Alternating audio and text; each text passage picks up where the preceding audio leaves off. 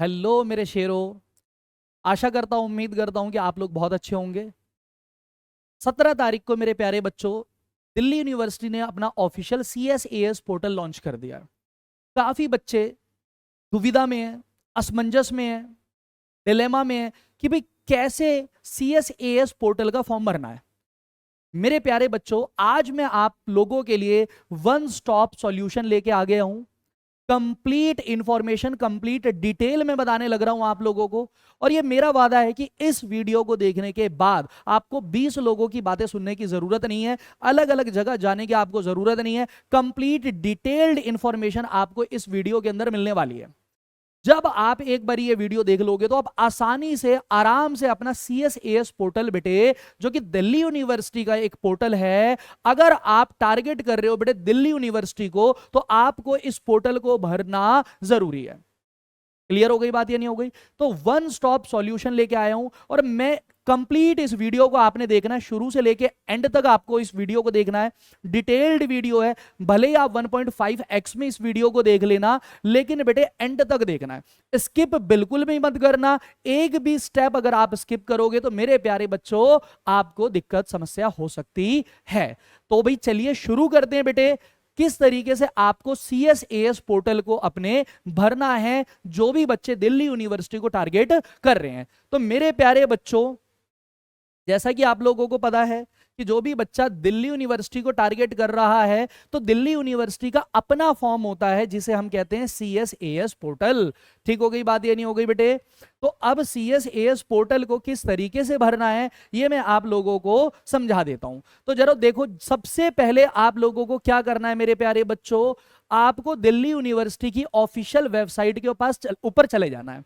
कैसे भाई? आपने देख रहे होंगे आप admission.uod.ac.in, इसके ऊपर आपने क्या करना है बेटे, गूगल के ऊपर इसको टाइप कर लेना है, तो कुछ इस तरीके का इंटरफेस खुलकर आपके सामने आ जाएगा। ठीक है जी। उसके बाद मेरे प्यारे बच्चों देख सकते हैं यहां पर admission 2025-26, UG under graduation admission 2025-26। अब देख सकते हैं यहां पर बेटे, एक तो CSAS यूजी लिखा हुआ है, इस पे क्लिक करेंगे आप तो मेरे प्यारे बच्चों ब्रोशर जो है दिल्ली यूनिवर्सिटी का वो डाउनलोड हो जाएगा।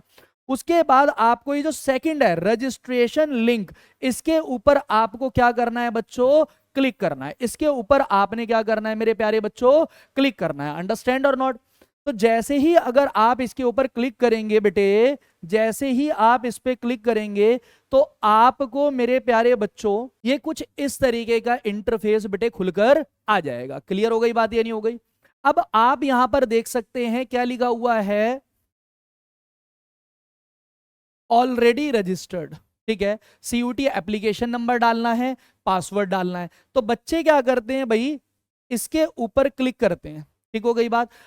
और फिर लॉगिन करते हैं। मेरे प्यारे बच्चों लॉगिन नहीं होगा। आप ध्यान रखना, ये जो आपने CUT एप्लीकेशन नंबर डाला, ये जो पासवर्ड डाला, ये पासवर्ड CUET NTA का पासवर्ड था। अभी आप दिल्ली यूनिवर्सिटी के पोर्टल के ऊपर लॉगिन करना है आपको, तो पहले आपको रजिस्ट्रेशन करना पड़ेगा CUET के पोर्टल पे। और उसके लिए आपने क्या करना है बेटे, न्यू रजिस्ट्रेशन के ऊपर क्लिक करना है। बहुत सारे बच्चे यहीं फंस रहे हैं, उनकी यही समस्या आ रही है, सर लॉगिन नहीं हो रहा, हमने पासवर्ड सही डाला है, उसके बावजूद भी हमारा लॉगिन नहीं हो रहा, कहीं सर कोई हैक तो नहीं हो गया, कहीं कोई गलती तो नहीं हो रही है। मेरे प्यारे बच्चों टेंशन लेने की जरूरत नहीं है, ये आप गलती कर रहे हैं। सबसे पहले आपको किसके ऊपर क्लिक करना है, न्यू रजिस्ट्रेशन के ऊपर। ठीक है, उससे पहले कुछ आप डिटेल्ड इंफॉर्मेशन जान ले। क्या है मेरे प्यारे बच्चों, यहां पर आपने admission to all under graduate program 2025-26 जो दिल्ली यूनिवर्सिटी में होंगे वो CSAS पोर्टल के थ्रू होंगे। क्लियर हो गई बात, ये नहीं हो गई? आप जो एलिजिबिलिटी जो है आपकी, वो आपने उसको मीट करना है। ठीक है, उसके बाद आपने CUET का पेपर जरूर दिया होना चाहिए, तभी आप कर सकते हैं। कॉमन सीट एलोकेशन सिस्टम जो है बेटे, उसके अंदर 3 फेसेस है, फेस 1, फेस 2, फेस 3। क्लियर हो गई बात? एक चीज ध्यान रखना, आपने जब सीयूईटी का फॉर्म भरा था उस समय आपने मेरे प्यारे बच्चों कुछ फीस दी थी, क्लियर हो गई बात। वो सीयूईटी एनटीए की फीस थी, एग्जाम कंडक्ट करने की फीस थी। अब जब आप दिल्ली यूनिवर्सिटी के पोर्टल पे लॉगिन करेंगे तो यहां पर इनकी भी अलग फीस है जो कि नॉन रिफंडेबल है मेरे प्यारे बच्चों, वन टाइम फीस है। अगर आप unreserved OBC non creamy layer, OBC non creamy layer और ईडब्ल्यूएस से बिलोंग करते तो आपको 250 रुपीज वन टाइम फीस देनी होगी। अगर आप एससी एसटी और पीडब्ल्यूबीडी से अगर करते हैं तो आपको 100 रुपए वन टाइम फीस देनी पड़ेगी जो कि नॉन रिफंडेबल है मेरे प्यारे बच्चों। क्लियर हो गई बात या नहीं हो गई? तो आप जब ये फीस पे करनी होगी, जब पूरा फॉर्म भर देंगे तो लास्ट में आपको मेरे प्यारे बच्चों ये फीस पे करनी होगी। सबसे पहले आपने क्या करना है, न्यू रजिस्ट्रेशन के ऊपर क्लिक करना है, ठीक है। जैसे ही आप न्यू रजिस्ट्रेशन के ऊपर क्लिक करेंगे कुछ इस तरीके का इंटरफेस आपको दिखेगा बेटे। तो यहां पर क्या करना है मेरे प्यारे बच्चों, ध्यान से समझे, यहां पर क्या करना है आप लोगों ने, सबसे पहले कैंडिडेट का जो सीयूटी एप्लीकेशन नंबर है वो, डेट ऑफ बर्थ, पहले डे आएंगे फिर मंथ आएगा और फिर बेटे ईयर आएगा। क्लियर हो गई बात? उसके बाद आपने क्या कर देना है, इसको रजिस्टर्ड कर देना है। क्लियर हो गई बात? जैसे ही मेरे प्यारे बच्चों आप इसको क्या करोगे, रजिस्टर्ड करोगे तो आपको कुछ इस तरीके का इंटरफेस मेरे प्यारे बच्चों दिखाई देगा। क्लियर हो गई बात? ये नहीं हो गई? आपकी जो रजिस्टर्ड ईमेल आईडी है, जो सीयूईटी का फॉर्म भरते समय आपने फॉर्म में डाली थी, उस ईमेल आईडी पे बेटे आपको ओटीपी गया होगा। वो ओटीपी आपने क्या करना है, यहां पर मेरे प्यारे बच्चों डालना है वो ओटीपी। फिर उसके बाद आपने एक पासवर्ड सेट करना है जो कि मिनिमम 6 कैरेक्टर का होगा बेटे।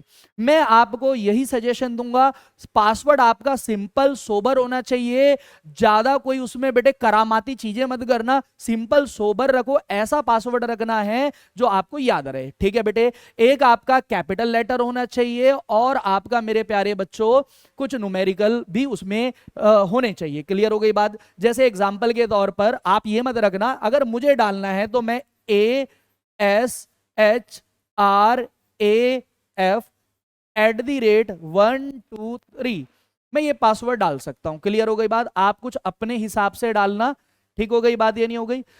जैसे ही आप कंफर्म पासवर्ड करेंगे तो आपने क्या करना है बेटे, सबमिट ओटीपी करना है। क्लियर हो गई बात? ये नहीं हो गई? अगर इन केस आपको ओटीपी रिसीव नहीं हुआ तो आप रीसेंड ओटीपी पे क्लिक करके दोबारा से ओटीपी ईमेल आईडी पर मंगवा सकते हैं।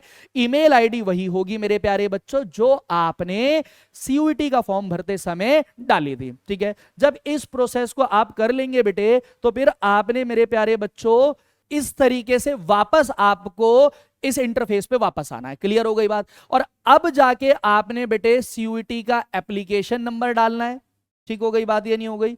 जो आपका था, और जो पासवर्ड अभी आपने बनाया है उस पासवर्ड को डाल के आपने क्या करना है बेटे, लॉगिन करना है। अब आपका लॉगिन हो जाएगा। क्लियर हो गई बात? ये नहीं हो गई? जब आप ये कर लेंगे, लॉगिन कर लेंगे मेरे प्यारे बच्चों, तब जाके आपके पास अगला जो स्टेप है, ये सारी कुछ डिटेल्स आएंगी कि भाई कैंडिडेट्स, आप पढ़ लेना एक बारी, कैंडिडेट्स को क्या डॉक्यूमेंट्स रिक्वायर्ड हैं, लेजिटिमेट डॉक्यूमेंट होने चाहिए, अगर आपके डॉक्यूमेंट सही नहीं है तो फिर आपका फॉर्म रिजेक्ट हो सकता है, ये कुछ चीजें लिखी हैं। इन सारी टर्म्स एंड कंडीशन को आपने क्या करना है बच्चों, एक्सेप्ट करना है। इन सारी टर्म्स एंड कंडीशन को नीचे आपने एक्सेप्ट करना।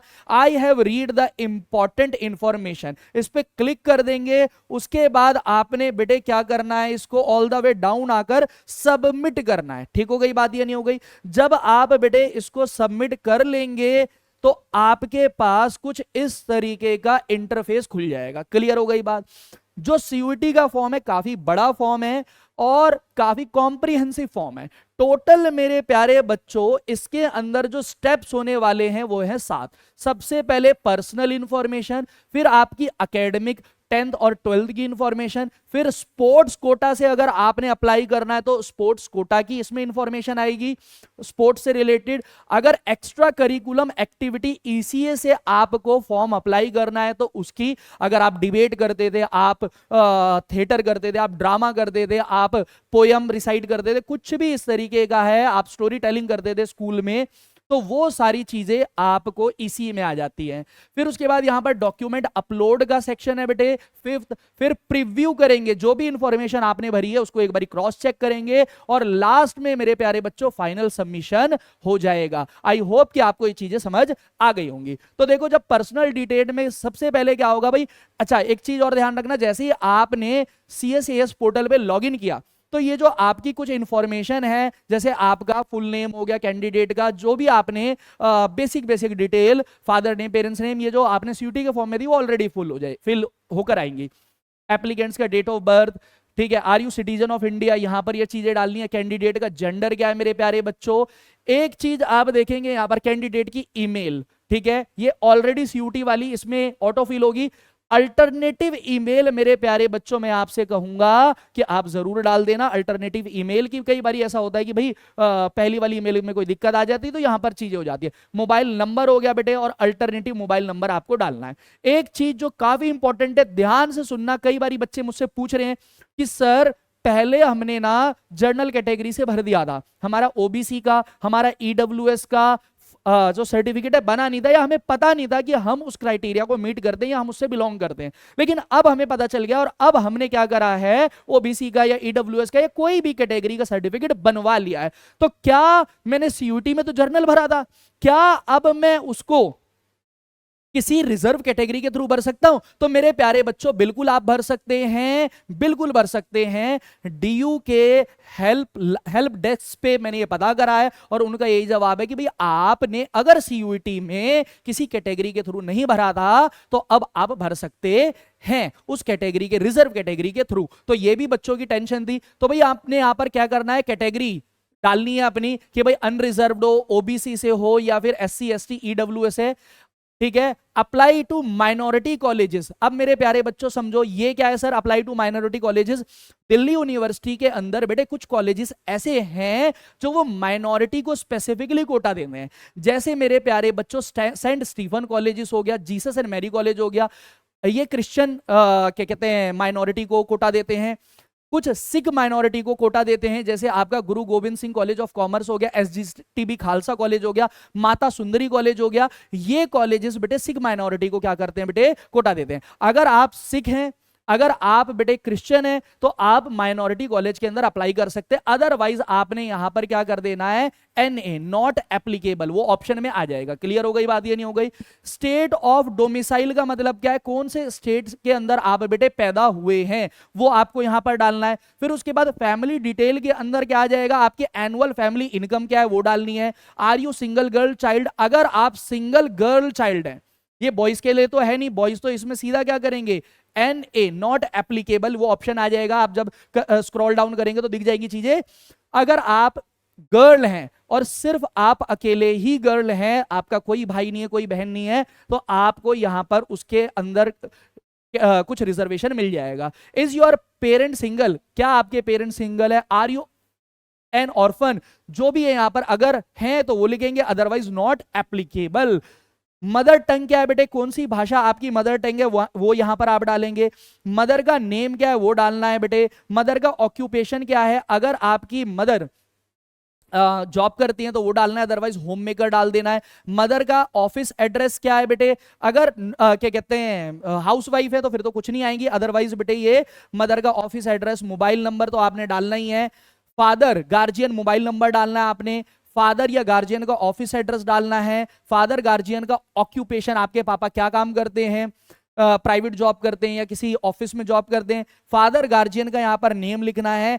यहां पर देखेंगे बेटे वार्ड कोटा डिटेल, इसका मतलब क्या है कि भाई क्या आपके पेरेंट्स दिल्ली यूनिवर्सिटी में कोई परमानेंट जॉब पे हैं, क्या प्रोफेसर हैं या क्या एडमिनिस्ट्रेशन डिपार्टमेंट में, किसी भी चीज में अगर हैं तो बेटे इसमें आप यस करेंगे, अदरवाइज आपने नॉट एप्लीकेबल उसको फिल करना है। उम्मीद कर रहा हूं कि आपको चीजें समझ में आएंगी। प्लीज आपने पूरी वीडियो देखनी है, स्किप नहीं करना। 1.5x में देख लो, 2x में देख लो, लेकिन देखनी पूरी वीडियो है। कंप्लीट डिटेल आपको दे रहा हूं, और इसके बाद बेटे आपके लिए मैं आने वाले समय में प्रेफरेंस शीट से भी रिलेटेड सारी चीजें लेके आऊंगा। क्लियर हो गई बात, ये नहीं हो गई।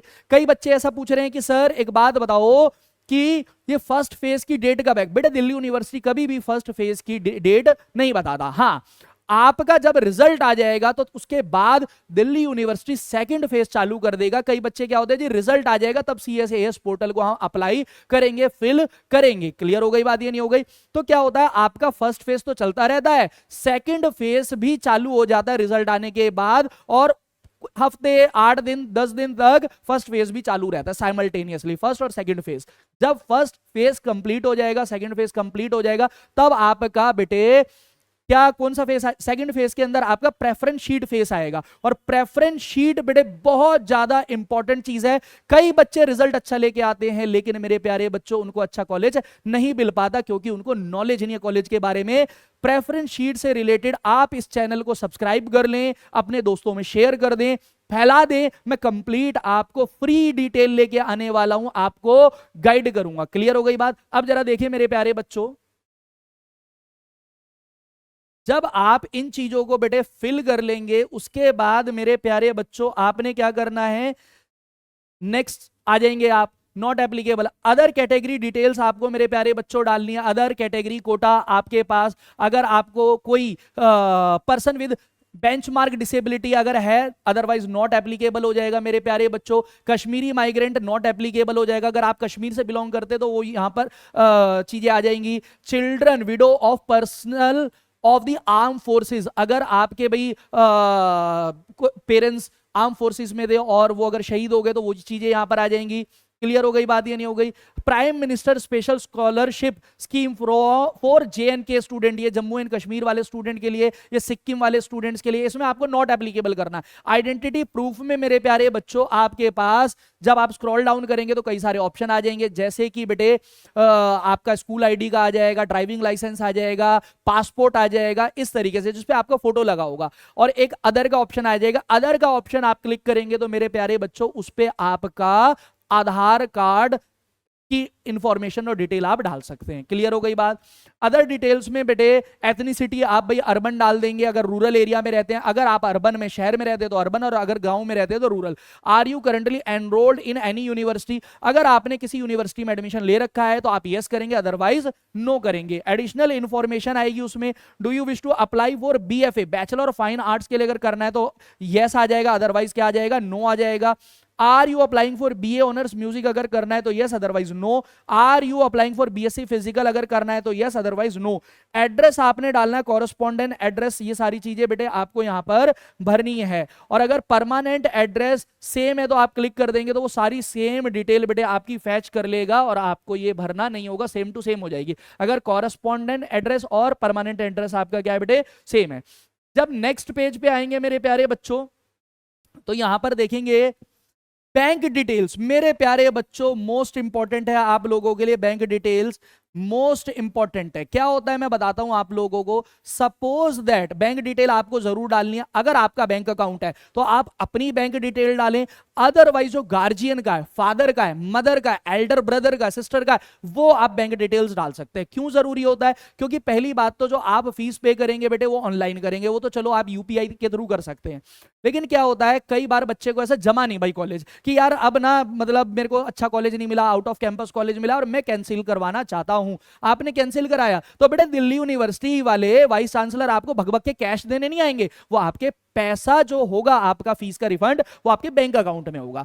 दूसरा सिनेरियो क्या है भाई, मान लो आपने एक कॉलेज के अंदर एडमिशन लिया, फर्स्ट राउंड में आपका एडमिशन आ गया और उसकी फीस है 20,000, आपने सेकंड राउंड के लिए बेटे फ्लोट कर दिया एडमिशन और सेकंड राउंड में भी आपका एडमिशन आ गया है और उसकी फीस है बेटे मान लेते हैं 15,000, तो 5,000 रुपए जो आपको रिफंड मिलेगा वो किस में मिलेगा, आपके बैंक अकाउंट में मिलेगा। तो बैंक अकाउंट की डिटेल्स बहुत ज्यादा इंपॉर्टेंट है, आपका है तो अपनी डालें, आपका बैंक अकाउंट नहीं है तो फिर क्या कर सकते हैं आप अपने पेरेंट्स की इंफॉर्मेशन यहां पर डाल सकते हैं। तो यहां पर अकाउंट होल्डर का नाम आ जाएगा, अगर अपना डालेंगे तो आपका नाम, पापा का डालेंगे तो पापा का नाम, अकाउंट नंबर आ जाएगा, कंफर्म करेंगे account number, name of the bank SBI है, पंजाब नेशनल है, HDFC है, कैनरा बैंक, कोई सा भी है वो डालेंगे। और उसके बाद IFSC कोड वो पासबुक में ही लिखा होता है, अदरवाइज आप गूगल भी करेंगे कि भाई ये ब्रांच है ये बैंक है तो वो IFSC कोड वहां पर आ जाता है। उसके बाद आपको क्या करना है बेटे, सबमिट करना है। ठीक है, जैसे ही आप बेटे सबमिट करेंगे तो उसके बाद क्या होगा, अब आपको मेरे प्यारे बच्चों प्रीव्यू के लिए आएगा। क्लियर हो गई बात, ये नहीं हो गई? आप अपनी सारी इंफॉर्मेशन को डबल डबल करके बेटे क्या कर लें, प्रीव्यू कर लें। अगर आप अपनी इंफॉर्मेशन जो आपने पहले भरी है उससे सेटिस्फाइड हैं तो आपने क्या करना है, नेक्स्ट कर देना है। अदरवाइज आपके पास यहां पर बेटे एडिट का ऑप्शन है, नीचे एडिट का ऑप्शन है, वहां से आप एडिट कर सकते हैं। क्लियर हो गई बात, ये नहीं हो गई बेटे? अगर आपके पास एडिट का ऑप्शन है आप एडिट भी कर सकते हैं। क्लियर? अब देखें बेटे, देखेंगे बेटे नेक्स्ट में आपका मेरे प्यारे बच्चों क्या आ जाएगा, नेक्स्ट जो हमारा एकेडमिक डिटेल्स ये आपको डालनी होगी। पहला हमने भाई जो पार्ट है पर्सनल इंफॉर्मेशन वो कंप्लीट कर दिया। अब आपने यहां पर क्या करना है, ध्यान से देखेंगे 10th equivalent percentage correct up to 2 decimal. ठीक है, 2 डेसिमल का मतलब क्या, जैसे यहां पर दे रखा है भाई 99.99% ऐसे आपने बताना है। ये आपको जरूर डालना है 2 डेसिमल तक। क्यों? क्योंकि दिल्ली यूनिवर्सिटी इस साल जो मेरे प्यारे बच्चों टाई ब्रेकर का जो सिचुएशन लेके आया, क्या कि भाई मान लो 2 कैंडिडेट है और उनके बिल्कुल सेम मार्क्स हैं, सीयूटी का स्कोर बिल्कुल सेम है, तो क्या होगा मेरे प्यारे बच्चों, 10th के मार्क्स को कंसीडर किया जाएगा टाई ब्रेकर। वैसा बड़ा मुश्किल होता है, ऐसा बहुत रेयर होता है, लेकिन इस बार टाई ब्रेकर का सिस्टम है। ठीक हो गई बात, ये नहीं हो गई? ये जैसे ही आप भर देंगे उसके बाद आपको क्या करना है बेटे, 12th एग्जामिनेशन डिटेल। यहां पर आपने टॉप 5 जो सब्जेक्ट है उनका परसेंटेज डालना है बेटे। फिर 12th एग्जामिनेशन डिटेल में आपने यहां पर क्या हो जाएगा बेटे, जरा देखो बोर्ड ऑफ एजुकेशन क्या है। अगर आपका आईसीएसई बोर्ड है उसको सर्च कर लेना, अदरवाइज सीबीएसई बोर्ड नहीं मिलेगा, central board of secondary education मिलेगा, वो देख लेना। रिजल्ट स्टेटस आप पास डाल देंगे, बोर्ड का रोल नंबर डाल देंगे, ईयर ऑफ पासिंग डाल देंगे। क्लियर हो गई बात, ये नहीं हो गई? उसके बाद सब्जेक्ट, अब यहां पर इंपॉर्टेंट चीज आ चुकी है मेरे प्यारे बच्चों, ये ध्यान से समझना। Subject taken in 12th board exam, आपने 12th बोर्ड एग्जाम में कौन से सब्जेक्ट लिए थे वो इंपॉर्टेंट है, क्योंकि जब आगे चलकर हम राउंड सेकंड में सब्जेक्ट मैपिंग करेंगे बेटे सीएस एएस पोर्टल के फेज 2 में, वहां पर ये ज्यादा इंपॉर्टेंट चीज होती है। हमने पहले भी बच्चों को समझाया था कि आपने वही सब्जेक्ट लेने मेरे प्यारे बच्चों जो आपने 12th क्लास में पढ़े हैं। क्लियर हो गई बात? देखें तो आपने यहां पर क्या करना है मेरे प्यारे बच्चों, देखो पहला कॉलम दिया हुआ है सब्जेक्ट नेम, फिर मैक्सिमम मार्क्स, थ्योरी मार्क्स। क्या होता है बेटे, जैसे अकाउंट्स हो गया, इकोनॉमिक्स हो गया, ये 80 मार्क्स का पेपर होता है, तो आपने 80 लिखना है। फिजिकल एजुकेशन का पेपर जो होता है वो 70 मार्क्स का होता है, फिजिक्स का पेपर 70 मार्क्स का होता है, तो आपने 70 लिखना है। कोई ऐसा एग्जाम जो 60 मार्क्स का थ्योरी होता है वो 60 लिखना है। फिर आपने कितने थ्योरी मार्क्स ऑब्टेन करे, प्रैक्टिकल की बात नहीं हो रही है, एग्जाम्पल के तौर पर ध्यान से समझेंगे। एक बच्चे का अकाउंटेंसी का अगर एग्जाम्पल ले लूं मैं, अकाउंट्स के अंदर बच्चे का 98 मार्क्स आया है। ठीक है, अब पेपर अकाउंट्स का कितने का होता है बेटे, 100 मार्क्स का होता है। 80 थ्योरी होती है और 20 क्या होता है, प्रैक्टिकल होता है। 98 आया, मान ले प्रैक्टिकल में इसको 20 आउट ऑफ 20 मिल गया, लेकिन इसके अंदर इसका कितना आया है, 78 आया है। तो ये यहां पर बच्चा थ्योरी मार्क्स जो ऑब्टेन किया उसमें कितना लिखेगा मेरे प्यारे बच्चों, 78 लिखेगा। फिर यहां पर जो 4th कॉलम है maximum practical marks of board, यहां पर बच्चा क्या लिखेगा, 20 लिखेगा। यहां पर कितना आ गया था बेटे, 80 में से बच्चे का आया है कितना, 70, यहां पर क्या लिखा था, 80। क्लियर है? 20 प्रैक्टिकल है, प्रैक्टिकल मार्क्स 20 मिले हैं, ये ऑटोमेटिकली फैच कर लेगा, ये आपका 98 आ जाएगा। ठीक हो गई बात या नहीं हो गई? और टोटल मार्क्स ऑब्टेन बाई वो आपका वहां पर आ जाए। क्लियर हो गई बात या नहीं हो गई? ये सभी सब्जेक्ट में आपको ऐसे करना है। 5 सब्जेक्ट थे तो 5 और 6 सब्जेक्ट थे तो 6। आपने सीयूईटी में कौन से कितने भरे हैं उसके बारे में नहीं लिखना, जो आपने 12th बोर्ड में पढ़े हैं वो सारे मार्क्स आपको यहां पर लिखने हैं। आई होप कि आपको ये चीजें क्लियर कट समझ आ रही होंगी बेटे, तो ध्यान से इन चीजों को समझना है और भरना है। फिर भी कोई दिक्कत है तो आप मुझे कमेंट में मैसेज डाल सकते हैं, कमेंट डाल सकते हैं, मैं आपकी क्वेरी का रिप्लाई करूंगा। तो ये देखो, ये पूरा डिटेल आपको यहां पर दिख रहा है, वही जो मैं नीचे समझा रहा था। आपने यहां पर डिटेल में यहां पर देखो 1 2 3 4 5 6 7 सब्जेक्ट्स का दिया हुआ है। अगर आपने 5 पढ़े हैं तो आप 5 भरेंगे, अगर 6 भरे हैं तो 6 पढ़े हैं तो 6, और 7 पढ़े हैं तो 7 सब्जेक्ट्स की डिटेल आप यहां पर डालेंगे। उसके बाद एडिशनल डिटेल में आपको क्या, जिस स्कूल में आप पढ़े हैं उस स्कूल का नाम लिखना है मेरे प्यारे बच्चों आपको। उसके बाद type of school, private school था या गवर्नमेंट स्कूल था या गवर्नमेंट एडेड स्कूल था या जवाहर नवोदय स्कूल था या केवीएस स्कूल था, वो इंफॉर्मेशन डालनी है। स्कूल की लोकेशन आपकी रूरल एरिया में थी या अर्बन गांव में थी या शहर में थी।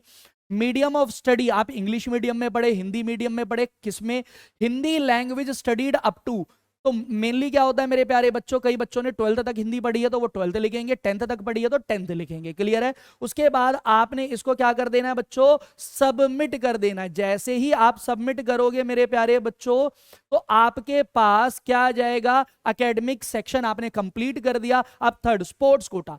अगर आपने स्पोर्ट्स कोटा के अंतर्गत कोई एक्टिविटी करी है, आप स्टेट खेले हो, जोनल खेले हो, तो आप यहां पर क्लिक करेंगे apply under sports quota, clear हो गई बात। फिर कुछ डिटेल्स आएंगी, उसको आपने भरना है, ठीक हो गई बात। फिर उसके बाद आप जब नेक्स्ट स्लाइड पे जाएंगे मेरे प्यारे बच्चों, यहां पर क्या आ जाएगा, ईसीए। अगर ईसीए आप डिबेट सोसाइटी में थे, आप नुक्कड़ नाटक में थे, ड्रामा सोसाइटी के अंदर थे, पोएट्री करते थे, राइटिंग कुछ भी करते थे आप, तो बेटे वो ईसीए में आ जाता है, एक्स्ट्रा करिकुलम एक्टिविटी। अगर आपने किया तो क्लिक टू, आपने क्या करना है, click to apply under ECA super numerary quota, clear हो गई बात, ये नहीं हो गई।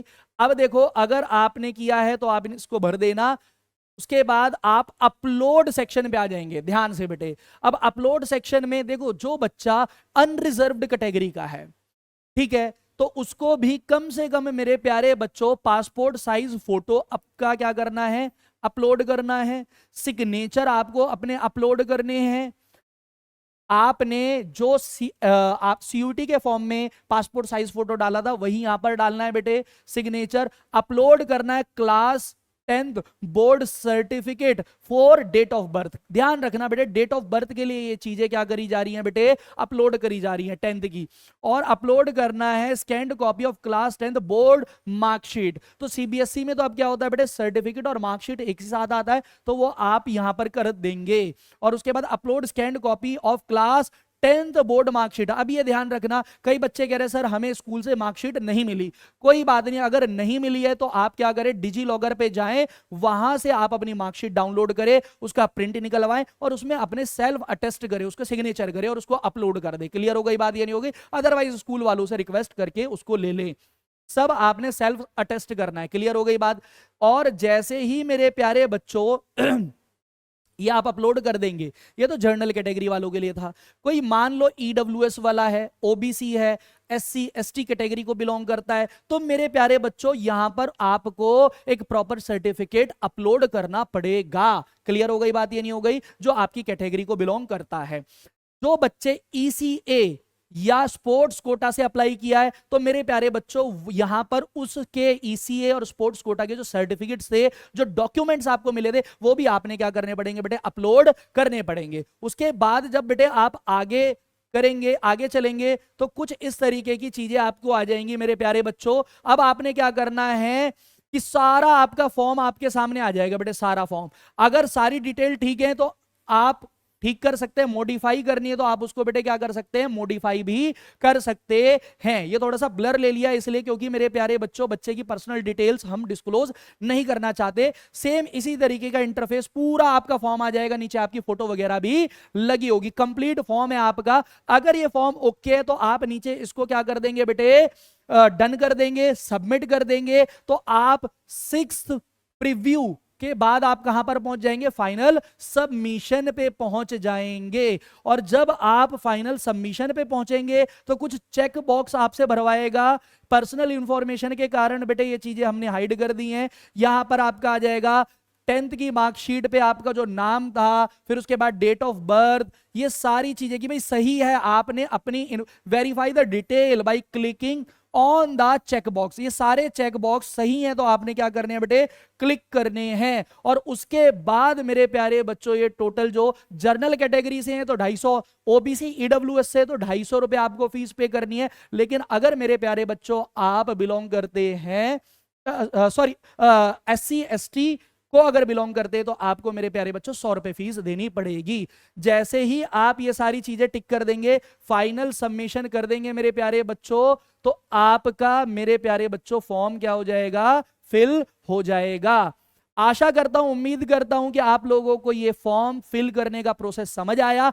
अगर कोई भी समस्या आपको अभी भी बनी हुई है तो आप कांटेक्ट कर सकते हैं मेरे प्यारे बच्चों, कमेंट कर सकते हैं, आपके लिए कंप्लीट उन क्वेरीज से रिलेटेड वीडियो बनाएंगे। चैनल को सब्सक्राइब जरूर कर ले, दोस्तों में शेयर जरूर कर दे। आगे फेज सेकंड के लिए और फेज 3 के लिए CSAS पोर्टल के कंप्लीट प्रेफरेंस शीट और कॉलेज से रिलेटेड वीडियोस यहां पर आती रहेंगी।